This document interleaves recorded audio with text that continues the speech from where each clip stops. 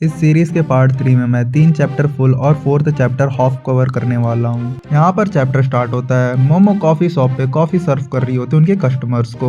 इतने में मोमो की कोवर्कर फ्रेंड बोलती है मोमो 9 बज चुके हैं, अभी बहुत लेट हो चुका है। ये बात सुनकर मोमो वहाँ से फटाफट निकल कर रूम की तरफ जाती है और मोमो कहती है अब मैं बहुत थक चुकी हूँ, ऊपर से रिको कासिमा की मुसीबत खत्म होने का नाम ही नहीं ले रही है। और जैसे ही मोमो रूम का डोर ओपन करके अंदर जाती है उसे बहुत सारे अजीब लोग दिखते हैं।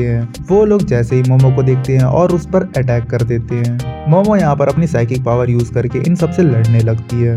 देखो यहाँ पर इनका भी नाम मेंशन नहीं है तो इसलिए मैं इन सबको चंपू बोल रहा हूँ। इतने में मोमो पे कुछ चंपू लोग सामान फेंक के अटैक करते हैं। मोमो उस अटैक को जैसे तैसे करके डॉज करने की कोशिश करती है, लेकिन यहाँ पर चंपू लोग सर्पोयंस की टेक्निक यूज करते हैं, जिसकी वजह से मोमो जाकर दीवार से टकराती है और वो चंपू लोग मोमो को पकड़ लेते हैं। यहाँ पर वो चंपू बोलता है हमने तुम्हारे पावर्स को रोक दिया है, अब तुम कुछ नहीं कर सकती।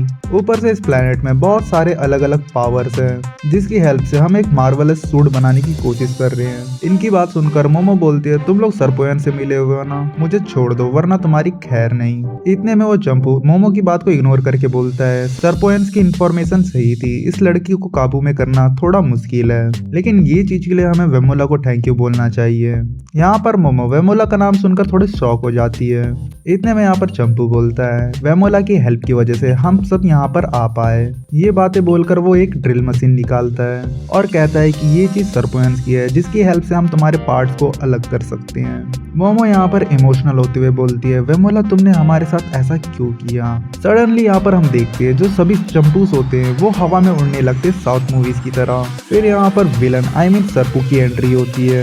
देखो यार इसको भी सरपू बोल रहा हूँ क्योंकि सर्पोयंस के लिए 3-4 लोग चाहिए होते हैं, तो ये सिंगल है तो इसलिए इसको सरपू बोल रहा हूँ। इतने में सरपू डायलॉग मारते हुए बोलता है मेरा सामान मुझे वापस करो, मुझे मेरी मर्चेंडाइज चाहिए। ये डायलॉग के खत्म होते हम नेक्स्ट पैनल देखेंगे। नेक्स्ट पैनल देख के बस इतना ही बोलूंगा, अच्छा हुआ भगवान डैंडेन 18+ नहीं है, वरना पता नहीं क्या हो जाता।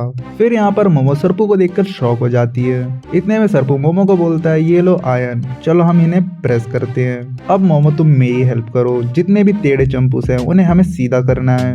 इतने में एक चंपू अटैक करने को आता है, लेकिन मोमो और सरपू मिलकर दोनों उस चंपू को प्रेस कर देते हैं, जिसकी वजह से चंपू सरपू में चेंज हो जाता है। ये दो सरपू मिलकर बाकी चंपूस पे अटैक करते हैं। ये चीज होता हुआ देखकर मोमो थोड़ी सी शॉक हो जाती है और कहती है ये क्या बवासीर है। तो यहाँ पर सरपू मोमो को बोलता है ये लोग हमारे ही क्लोन्स हैं, इनके पैदा होने के टाइम किसी हरामी ने इनका डाटा चेंज कर दिया था, जिसकी वजह से ये लोग ऐसे दिख रहे हैं अभी। इतने में मोमो सरपू से पूछती है जो मेरी कोवर्कर थी वो भी सरपू है क्या।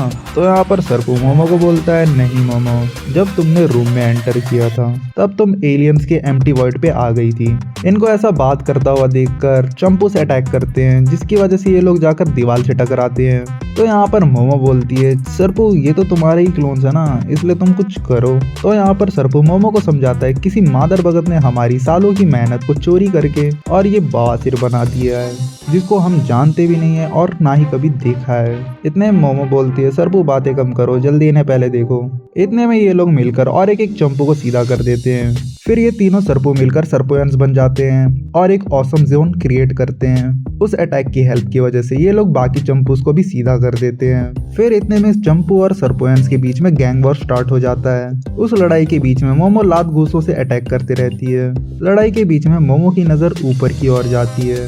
इस चैप्टर में इसका भी नाम मेंशन नहीं किया गया है, तो इसलिए मैं भी इसका नामकरण करने वाला हूँ चिपकू। और इतने में ये चीज सरपू भी देख लेता है और सरपू उस पे 6 सेंसरी अटैक करता है, लेकिन चिपकू उस अटैक को डॉज कर लेता है और चिपकू सरपू पे निपल से अटैक करता है। अब इस अटैक को मैं कुछ नाम नहीं देने वाला। चिपकू के अटैक की वजह से जो सरपू होता है वो चंपू में चेंज हो जाता है और वो फिर चिपकू मोमो पे भी अटैक करता है। इतने में 2 सरपू आकर उस चेंज हुए चंपू को वापस से सरपू में चेंज करते हैं, लेकिन जो 2 सरपू हेल्प करने को आते हैं उन्हें चिपकू अपने निपल के अटैक से चंपू में बदल देता है। इतने में ये सब देखकर मोमो चिपकू पे एक चेयर फेंक कर मारती है, लेकिन वो चेयर जो होता है वो उसके आर पार निकल जाता है भूत के जैसा।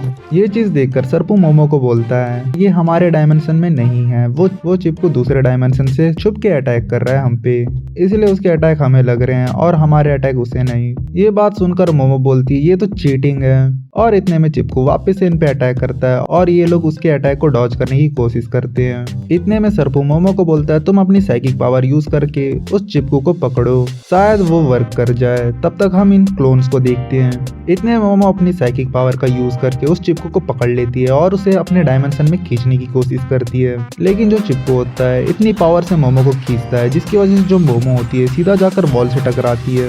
ये चीज देखकर सरपू मोमो को बोलता है लगता है ये चीज वर्क नहीं करेगा, एक काम करो उस पर सीधा अटैक कर दो। सरपू की बात सुनकर मोमो उठकर अटैक करने ही वाली होती है, लेकिन जो चिपकू होता है अपने निपल से अटैक करके मोमो को पकड़ लेता है।